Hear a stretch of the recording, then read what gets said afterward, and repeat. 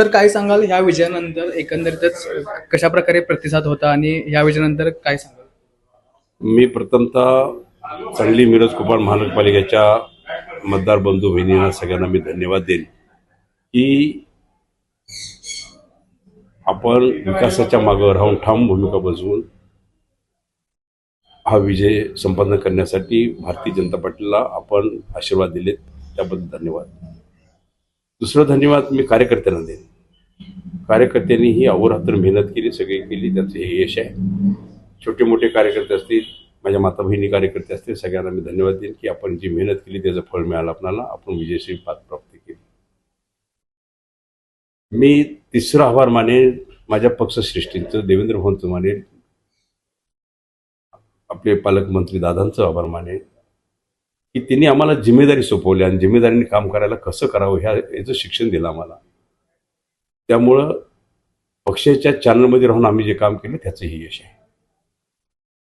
आज आम्ही बॉन्डर आहोत, पण तरीही सर्व पक्ष एका जागी आणि भाजप विरुद्ध सगळे पक्ष लढले, तरीही आम्ही संपादन यश केलेलं आहे.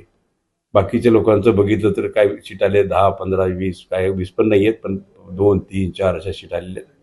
पण आम्ही वन साईड 39 सीट आम्ही घेतलेल्या आहेत. आम्ही काही मिस्टेक आमच्या झाल्या तर आम्ही पुढे गेलो असतो, पण काही मिस्टेक आमच्या झाल्या, त्या मिस्टेक निश्चित आम्ही दुरुस्त करेन आम्ही त्या पद्धतीनं.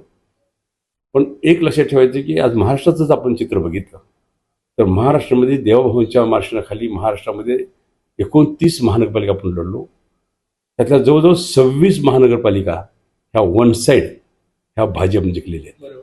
बाकीच्या ठिकाणी आमची महायुती काम करेल आणि महायुतीच्या माध्यमातून त्या तिन्ही नगरपालिका आम्ही चालू करू, ह्या पद्धतीने आपण काम केलेलं आहे. आता हे सगळं जनता एवढं पाठीशी राहते, भाजपच्या पाठीशी राहते, त्याला काय तथ्य असतं.